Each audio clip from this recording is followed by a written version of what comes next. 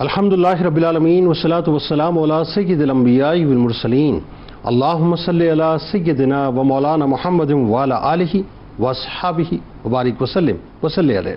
دنیا کے تمام دیکھنے والوں کو، تمام چاہنے والوں کو، تمام پیار کرنے والوں کو، اور جہاں جہاں تک اس وقت میری آواز کو سنا اور مجھے دیکھا جا رہا ہے، جنید اقبال کی جانب سے انتہائی محبت کے ساتھ السلام علیکم۔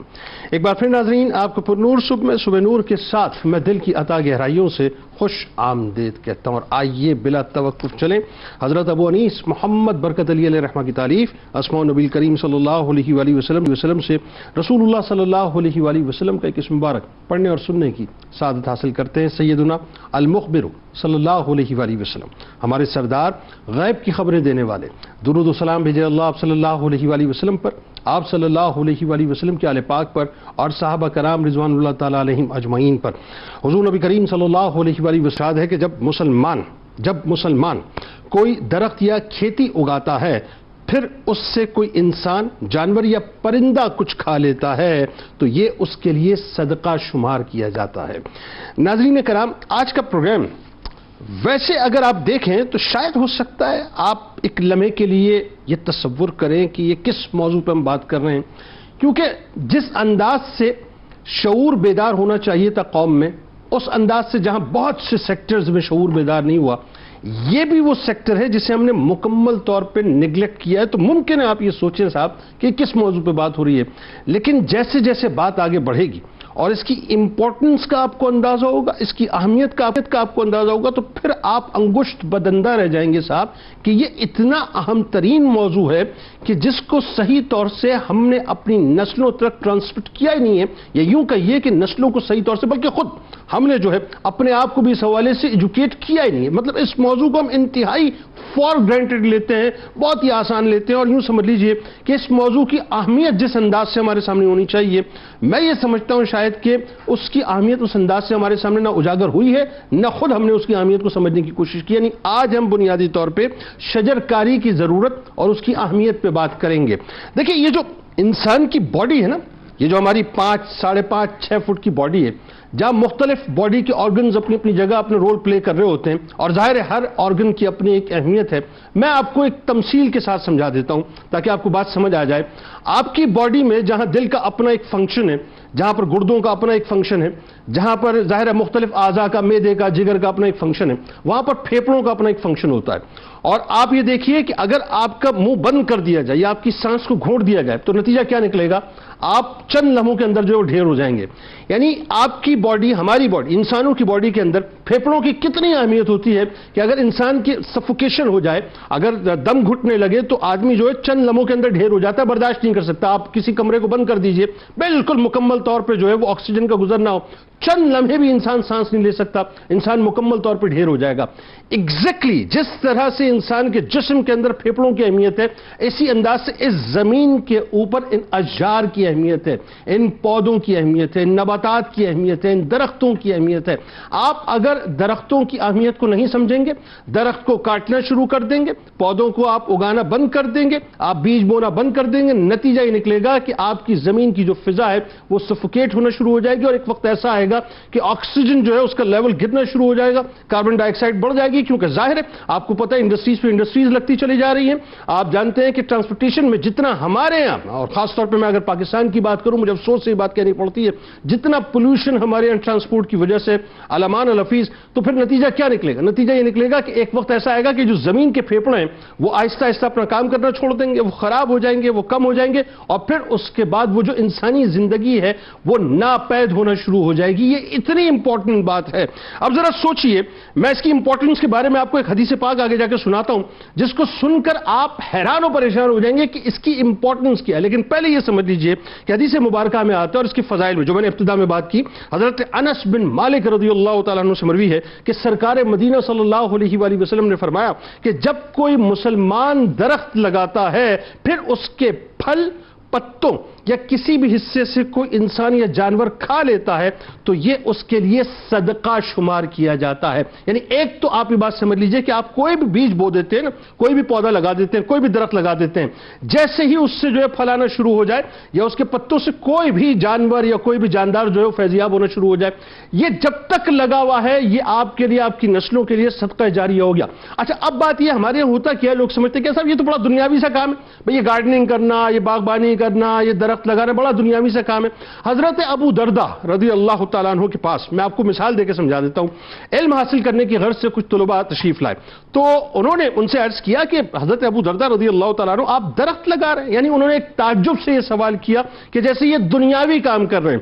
حضرت ابو دردہ رضی اللہ تعالیٰ عنہ نے فرمایا کہ میں نے نبی کریم صلی اللہ علیہ وآلہ وسلم سے سنا ہے کہ جس شخص نے کوئی درخت لگایا تو اس میں سے کوئی انسان، پرندہ یا کوئی اور جانور کچھ بھی کھا لیتا ہے تو اللہ تعالیٰ جو ہے اس کا اجر اسے دیتا ہے یہاں تک کہ وہ خشک نہ ہو جائے.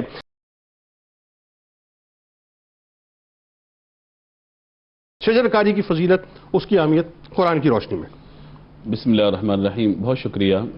ظاہر ہے کہ جس طریقے سے ہم دینی معاملات پر گفتگو کرتے ہیں تو یہ بھی ہمارے دین کے اعتبار سے بڑا اہم حصہ ہے کہ ہم اپنے معاشرے کو، اپنے ماحول کو بہتر بنانے کے لیے لوگوں کو سایہ فراہم کریں. اور سایہ فراہم کرنے کے لیے ایک تو یہ ہے کہ ہم لوگوں سے کوئی بات چیت کریں، اپنے لفظوں سے سایہ فراہم کریں، ان کو زندگی دیں.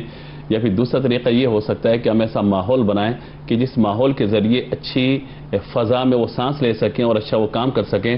تو اس کا بہترین طریقہ یہی ہوگا کہ جو اس وقت دور حاضر کی اہم ترین ضرورت ہے اس کو پیش نظر رکھا جائے، اور وہ یہی ہے کہ اگر میں اس وقت، جس دن ہم پروگرام کر رہے ہیں اس وقت کراچی کے اندر آج، تو اندازہ لگائیے کہ اس وقت شہر کے اندر گرمی کی کیا پوزیشن ہے، اس وقت شہر کے اندر جو ہے حبس کی کیا پوزیشن ہے. اور ظاہر ہے کہ اس کی بڑی وجوہات میں سے ایک وجہ یہی ہے کہ یہاں پر درختوں کو کاٹ دیا گیا اور جو ہمارے یہاں باغات کا سلسلہ تھا وہ سب ختم کر دیا گیا. بالکل ٹھیک. تو دینی اعتبار سے ہمیں اس بات کو جاننا چاہیے، سمجھنا چاہیے کہ یہ اللہ تبارک و تعالی کی نعمتوں میں سے نعمت ہے.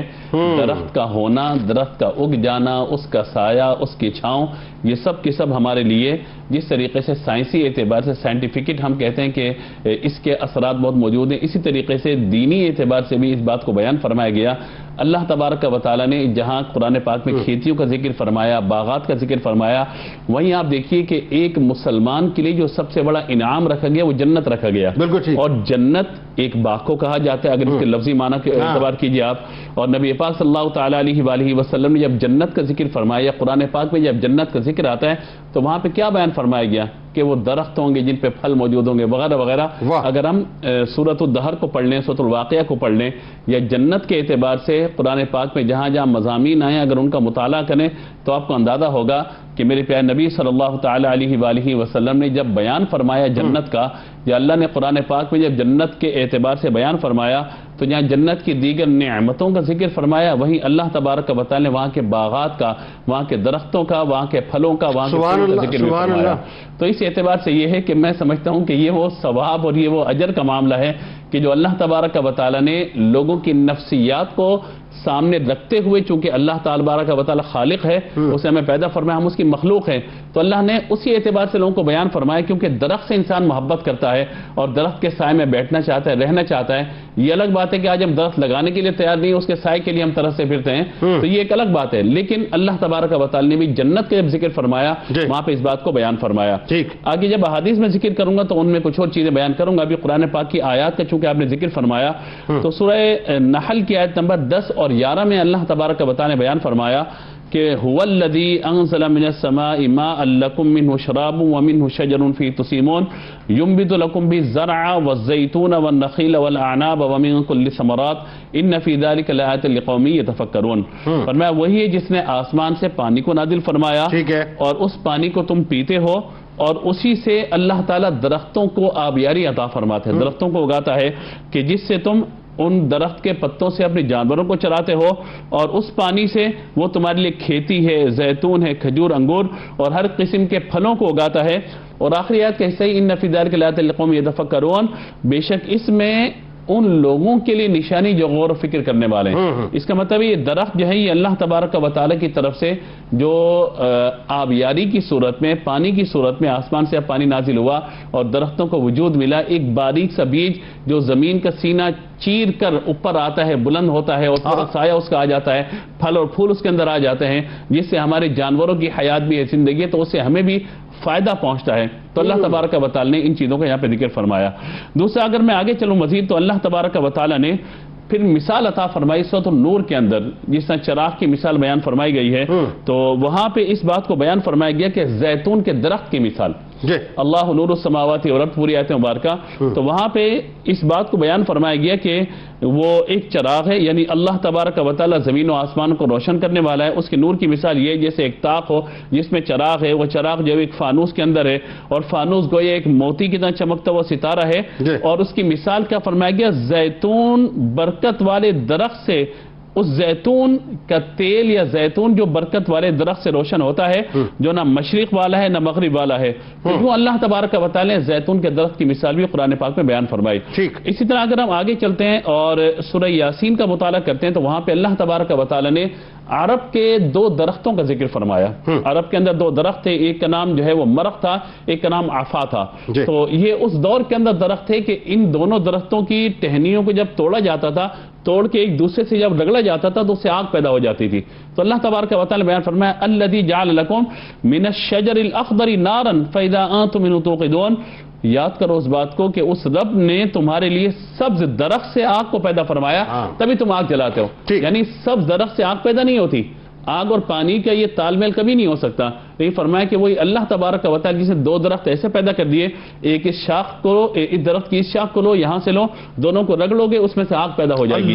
تو یہ اللہ تبارک و تعالی کی طرف سے ان باتوں کو بیان فرمایا گیا۔ آخری بات کہ جو اس سارے مضمون کے اعتبار سے میں تمہارے کا پڑھ لوں، سورہ کہف کی آیت نمبر 7 ہے انا جعلنا ما علی الارض زینۃ لها لنبلوہم ایہم احسن عملا، ہم اپنا لباس پہنتے ہیں زینت اختیار کرنے کے لیے، اپنے آپ کو بہتر کرنے کے لیے۔ یہاں بیان فرمایا گیا کہ بے شک ہم نے زمین پر موجود چیزیں ہیں وہ کس لیے؟ فرمایا زمین کی زینت اور خوبصورتی کے لیے ہیں۔ تو ظاہر ہے کہ جہاں درخت ہیں وہاں خوبصورتی آپ کو نظر آئے گی، اور جہاں پہ درخت ہیں وہاں پر آپ کو زمین کا حسن بھی نظر آئے گا۔ تو میں سمجھتا ہوں کہ آج جس طریقے سے ہمارے اندر ایک بدنمائی آ گئی ہے، ہمارے دل سیاہ ہو گئے ہیں، دل کالے ہو گئے ہیں، نصیحت کو قبول نہیں کرتے، مسلمانوں کا درد محسوس نہیں کرتے، تو جو زمین کا حسن تھا اس کو بھی ختم کرنے کے درپے ہم ہو چکے ہیں۔ ہمیں اس طرف توجہ کرنے کی ضرورت ہے۔ مطلب زمین کا زیور ہے بنیادی طور پہ درخت، کیوں کہہ لیجیے۔ اچھا اب آئیے ذرا اس پہ بات کرتے ہیں، تھوڑا اسٹیٹس پہ بات کرتے ہیں۔ ایک تو یہ بتائیے کہ ہمارے پاکستان میں ظاہر جنگلات اور درخت وغیرہ جو ہیں، جو سرکاری فگرز ہیں وہ کیا ہیں، ایکچوئل فگرز کیا ہیں، اور ریسرچ اس بارے میں کیا کہتی ہے، کتنی ضرورت ہے، اور ضرورت کے ساتھ ساتھ یہ ضرور بتائیے کہ ایک عام آدمی، ایک عام پاکستانی اپنے گھر میں کون سا درخت لگائے، اور لگانے کے ساتھ اس کی حفاظت کیسے ہو، اور یہ جو ہمارے یہاں انفرادی اور اجتماعی طور پہ جو اقدامات کی بات ہم کرتے ہیں وہ کیسے ہونے چاہیے، بتلائیے ذرا۔ بسم اللہ الرحمن الرحیم۔ سب سے پہلے تو یہ بڑا ہی اہم موضوع جو آپ نے آج اپنے اس پروگرام میں شامل کیا، میں جب سے میں نے اپنے کیریئر کا آغاز کیا میں اسی شعبے سے منسلک ہوں، جنگلات سے، تو بڑے کم پروگرام ملتے ہیں اس بارے میں۔ تو ایک تو یہ بڑا اہم موضوع ہے۔ میں تھوڑا سا یہاں پہ اس سے پہلے کہ میں سوال کی طرف آؤں، انسان جو ہے جب اس کی پیدائش ہوئی تو اس نے اپنی تمام تر ضروریات جنگلات سے لینا شروع کی۔ ٹھیک، اس کا اور جنگلات کا ایک گہرا تعلق ہے۔ ٹھیک ہے، لیکن وقت کے ساتھ کیا ہوا، ہماری سوچ میں مادیت بڑھ گئی، دنیاوی جو اثرات ہیں وہ زیادہ ہو گئے، تو ہم نے یہ گرے انفراسٹرکچر، اپنے مکانوں کو بند کرنا، اور یہ جو دنیاوی آسائشیں ہیں ان میں سے اپنی جو جتنی ضروریات ہیں وہ پوری کرنے کی طرف دھیان دیا۔ اب ہم جنگلات سے دور تو ہو گئے، ہم اس وقت جو آج کا ماڈرن انسان ہے وہ جنگلات سے تو نکل آیا ہے، لیکن اس کا جو دل ہے وہ ابھی بھی اس سبز رنگ کی طرف ہے، اس درخت کی طرف ہے، اور وہ بار بار اپنے دیکھیں وہ شہری ماحول میں بھی چاہتا ہے کہ یہ سبز رنگ ہو، یہ اس کی خواہش ہے کیونکہ سکون ملتا ہے۔ لیکن جب وہ دیہات پہنچتا ہے تو وہ نیچر سے جو ہے اس کی اٹیچمنٹ کچھ اور ہوتی ہے۔ بالکل ایسے ہی ہے، تو وہ اس لیے اس کو سکون ملتا ہے۔ ابھی بھی آپ دیکھیں نا، شہر میں رہنے والے لوگ دیہات میں جا کے سکون محسوس کرتے ہیں۔ بالکل ٹھیک ہے۔ اب میں واپس آتا ہوں پاکستان کی طرف۔ آپ دیکھیں کہ اس دنیا میں اس کرۂ ارض پہ 30% جو ہیں جنگلات ہیں، خشکی کا 30% جو حصہ ہے وہ جنگلات، ٹھیک ہے، اور بہت سارے ممالک جو ہیں، آپ یورپ دیکھیں، امریکہ دیکھیں، رشیا دیکھیں، اور حتیٰ کہ انڈیا اور چائنا دیکھ لیں، ان میں 25% سے زیادہ ہیں، اور بعض میں تو 40، اور بعض ایسے حصے ہیں جہاں پہ 90% سے زیادہ جنگلات۔ بالکل ٹھیک ہے، 22% کے قریب تو انڈیا کے، بالکل انڈیا میں، افغانستان ہی بھی آپ دیکھ لیں، بالکل ایسے ہی۔ اور پھر اگر ہم پاکستان کی بات کریں تو یہاں اگر ہم سرکاری فگر کی بات کریں تو 5% کا اس وقت کا لیٹسٹ فگر ہے، جو اس وقت جو ہے آپ کہنے سرکاری اعداد و شمار میں جو ہے کوٹ ہو رہا ہے۔ لیکن اگر آپ تھرڈ پارٹی ایویلویشن دیکھیں، جس طرح FAO ہے یا ورلڈ بینک ہے، یہ اپنی ایویلویشن کراتے ہیں، تو اس میں وہ کہتے ہیں کہ پاکستان میں 2% کور ہے، نہ ہونے کے برابر، نہ ہونے کے برابر۔ اور اس کی سب سے بڑی وجہ کیا ہے؟ آپ پچھلے 10 سالوں کا دیکھ لیں، اس وقت پاکستان کا جو ڈیفارسٹریشن ریٹ ہے، یہاں پہ درختوں کی کٹائی جو ہے ایشیا میں سب سے زیادہ ہے، -2%۔ یعنی کہ ایک تو یہاں پہ پاکستان میں جنگلات نہیں ہیں، ٹھیک ہے، اوپر سے ان درختوں کی کٹائی ایشیا میں سب سے زیادہ ہو رہی ہے۔ اوکے، تو ہم جو ہے وہ آگے جانے کی بجائے پیچھے کی طرف موو کر رہے ہیں۔ اور کمال یہ کہ پلانٹیشن اس اعتبار سے نہیں ہو رہی ہے۔ اور بالکل ہمیں میں بالکل اسی طرف آ رہا ہوں کہ ہمیں بہت زیادہ کوشش ہے، ایک تو اس کٹائی کو روکنے کی اور پھر پلانٹیشن کرنے کی، تبھی ہم جو ہے سروائیو کر پائیں گے، آگے جا سکیں گے۔ اچھا، اگلی بات اگر ہم بات کریں تو درختوں کے یہ کٹائی کیوں ہو رہی ہے؟ درختوں کی اصل میں 2 طرح کے فائدے ہوتے ہیں۔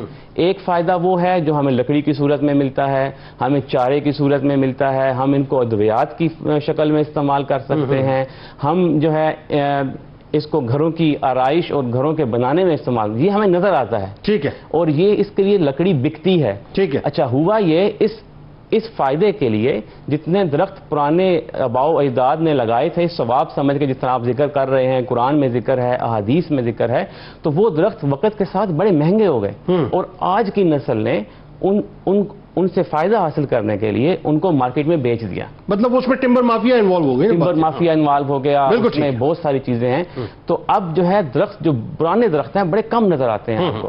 اچھا، جو دوسرے فائدے ہیں وہ ایسے ہیں جو کسی دولت سے کم نہیں۔ ہم کہتے ہیں نا صحت جو ہے وہ دولت سے بہتر ہے، بالکل ٹھیک، اور یہ صحت جو ہے یہ درختوں سے ہے، اس سبزے سے ہے۔ جو آکسیجن ہے، جو اس کے جو جتنی یہ پولوشن ہے، یہ جو ہے اس کو کم کرتے ہیں، کاربن ڈائی آکسائڈ، اور جتنا آپ شہروں میں دیکھیں جتنی یہ فضائی آلودگی ہے اس کو کم کرتے ہیں۔ تو میرے نزدیک یہ جو فائدہ ہے یہ تو کسی بھی دولت سے زیادہ ہے۔ تو یہ جو ہمارے ایک ٹرینڈ ہے، ہم جو ہے دنیاوی فائدے کے لیے اس کو بیچ دیتے ہیں کیونکہ ہم جو ہے اس کو ماحول دوست نہیں سمجھتے۔ اچھا، آپ کے خیال میں ڈاکٹر صاحب ویسے کون سے شجر لگانے چاہیے، یہ ذرا بتائیے اس کے بارے میں، اور اس کی احتیاط کیسے ہونی چاہیے؟ اس میں پہلی چیز ہے کہ ہمیں جو درخت لگانا ہے اس کو دیکھنا ہے کہ کون سی آب و ہوا ہے۔ ہم اگر اس وقت کراچی میں ہیں تو یہاں کی جو آب و ہوا ہے وہ ٹراپیکل ٹائپ ہے، یہاں پہ آپ جو ہے اگر شہروں میں ہیں نیم لگا سکتے ہیں، آپ جو ہے سہانجنا لگا سکتے ہیں، آپ جو ہے گل مہر لگا سکتے ہیں، پیلو کے درخت لگا سکتے ہیں۔ اگر آپ ساحل کے ساتھ ہیں، آپ مینگرووز کے جو ٹریز ہیں، ایویسینیا ہے، اس کو لگا سکتے ہیں۔ ٹھیک ہے، لیکن اگر آپ پنجاب کی طرف چلے جائیں، جو ہے اس سے پہلے جنوبی پنجاب کا علاقہ آتا ہے، وہاں پہ پیلو ہے، ون ہے، یہ درخت لگ سکتے ہیں، جنڈ ہے۔ اور آپ تھوڑا سا اوپر چلے جائیں جو ہمارا میدانی علاقہ کہلاتا ہے، وہاں پہ شیشم لگتا ہے، ککر لگتا ہے، بیری آپ لگا سکتے ہیں۔ پھر آپ تھوڑا سا اوپر پہاڑی علاقوں کی طرف جائیں گے تو وہاں جو ہے کونیفرز، جس میں جو ہے پائنز آتے ہیں، سنوبر کے درخت ہیں، اس کے علاوہ فر ہے، جو ہے سپروس ہے، یہ ہم جو ہے ان کو لگا سکتے ہیں۔ ٹھیک ہے، اچھا، یہ جو اقسام ہیں یہ آب و ہوا کے مطابق ہوتی ہیں، لیکن جہاں بھی لگائیں پاکستان کا جو نیٹو درخت ہے، جو یہاں کے درخت ہیں وہ لگائیں۔ یہ ہمارے یہاں ٹرینڈ ہے کہ ہم باہر سے درخت امپورٹ کرتے ہیں، ان کو لگا دیتے ہیں، تو اس سے بچیں۔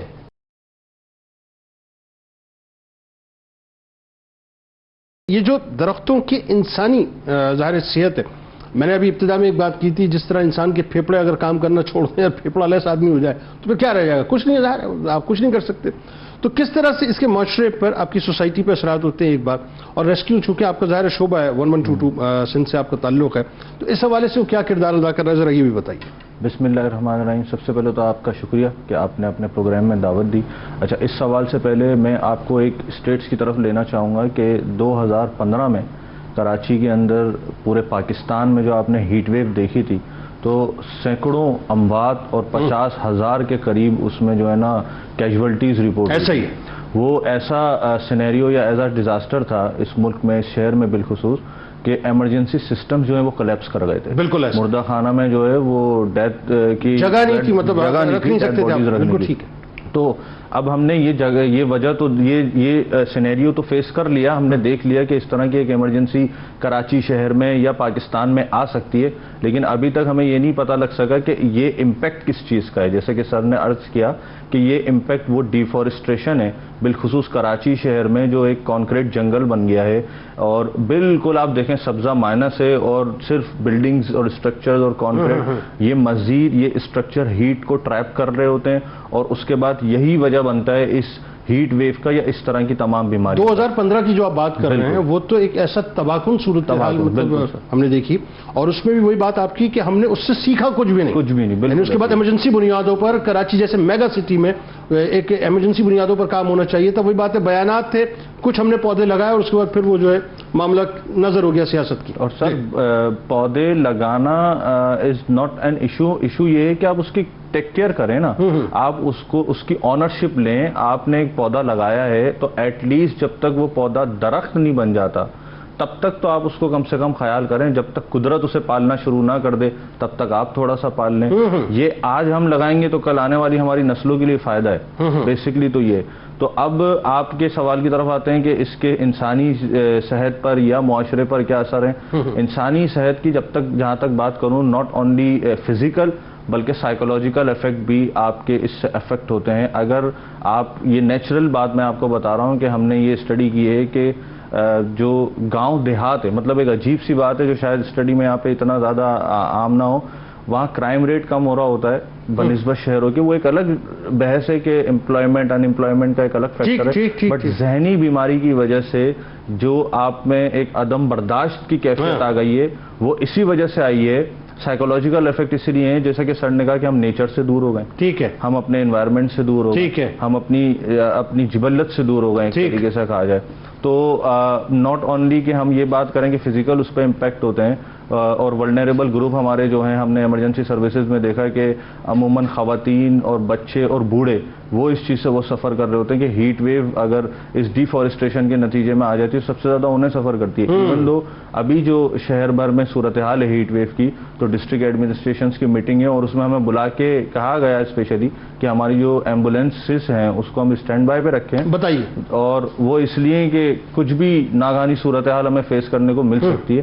اب میں یہی سوال کرتا ہے کہ نہ کہ یہ کہ آپ اس کے پوسٹ ایفیکٹ پہ کام کریں، آپ پری ایفیکٹ پہ کام کریں، بالکل صحیح ہے، پلانٹیشن پہ کام کریں، یا ایک ریگولرائز کر لیں سسٹم کو کہ کہیں بھی کوئی بلڈنگ اسٹرکچر تیار ہو رہا ہے تو ایٹ لیسٹ اس کے نتیجے میں آپ نے کہاں مطلب ہمیں پرو ایکٹیو ہونا چاہیے نا، بنیادی ہونا چاہیے. ہمارا مسئلہ یہ ہے کہ ہم جب ڈیزاسٹر ہو جاتا ہے یا ڈیزاسٹر ہو رہا ہوتا ہے اس کے قریب ہم سوچ رہے ہوتے ہیں، اور وہ بھی آلٹرنیٹو سوچ رہے ہوتے ہیں. آلٹرنیٹو جو گراس روٹ ہے اس کی طرف ہم جا کے بات نہیں کر رہے. ابھی آپ نے بہت اچھی بات کی، اس پہ ذرا اور گفتگو کیجئے کہ ہمارے گاؤں دیہات کے لوگ جو ہیں ان کا انزائٹی لیول جو ہے بہت کم ہوتا ہے، ان کا ڈپریشن لیول بہت کم ہوتا ہے. وجہ یہ کہ وہ نیچر کے قریب ہیں، وہ پودوں کے قریب ہیں، وہ درختوں کے قریب ہیں. ہمارا مسئلہ یہ ہے کہ ہم نے تو پورا ایک فیبریکیشن کر دی شہروں کی سطح کے اوپر. بالکل. اور ایک بات جو آپ نے پہلے بھی واضح کی کہ یہاں جو پلانٹیشن ہے وہ یہاں کی نیٹو نہیں ہے، وہ کمرشلائز کیا گیا. کیا وجہ ہے وہ تو واللہ عالم، اللہ بہتر جانتا ہے کہ کس وجہ سے جو نان نیٹو پلانٹس تھی، اسپیشیز تھی، انہیں لا کے یہاں پہ لگایا گیا. اس پہ بھی کوئی ریگولرائزیشن نہیں ہے، اس پہ بھی کوئی چیک اینڈ بیلنس نہیں ہے. ایٹ لیسٹ چلیں میں کہتا ہوں کہ وہ نیچرلی کوئی فائدہ دے نہ دے، ایسٹیٹیکلی تو دے سکتا ہے نا، بٹ اس پہ بھی کوئی چیک اینڈ بیلنس نہیں ہے. ابھی بھی ہم یہی دیکھتے ہیں کہ پاپولیشن کی وجہ سے ڈیفارسٹریشن ہو رہی ہے، کنسٹرکشن ہوئی جا رہی ہے، بٹ کوئی سبزہ یہاں پہ نہیں ہے.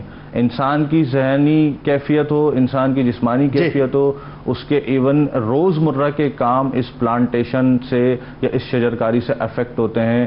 آپ بائکوں پہ جا رہے ہیں، شہر بھر میں گھوم رہے ہیں، کوئی درخت آپ کو نہیں ملتا، کوئی گرین بیلٹ ایسی نہیں ہے جو پولیوشن کیپچر کر سکے. الٹیمیٹلی سانس کی بیماریاں ایئر پولوشن کی وجہ سے، پھیپھڑوں کی بیماریاں، یہ تمام تر بیماریاں، تناؤ ہے، ڈپریشن ہے، گرمی ہے، انزائٹی ہے، ساری چیزیں ایک اس چیز پر. اور جیسا معاشرتی میں نے آپ کو بتایا کہ امپیکٹ یہ ہے کہ ہمارے لوگ ویسے ہی عدم बर्दाश्त का शिकार हैं। ठीक। इस तरह की सिचुएशन में नॉट ओनली के रोड्स पे चलते लोगों के झगड़े फसाद हो रहे हैं, बल्कि ठीक। क्राइम रेट तक इससे बढ़ रहा है। बिल्कुल कि आप ठीक। नेचर से अपनी दूर हुए हैं। बिल्कुल बहुत शुक्रिया आप तीनों अहबाब का, आप तशरीफ लाए। किताब शिफा खेतों और बागात की शादाबी का अमल आपको बतलाते हैं कि अल्लाह ताला का इसमें मुबारक या हलीमो 1000 मरतबा कागज पर लिखकर पानी में भिगोकर वही पानी खेत में डालने से वो खेत और बाग हमेशा सरसब्ज और शादाब रहते हैं।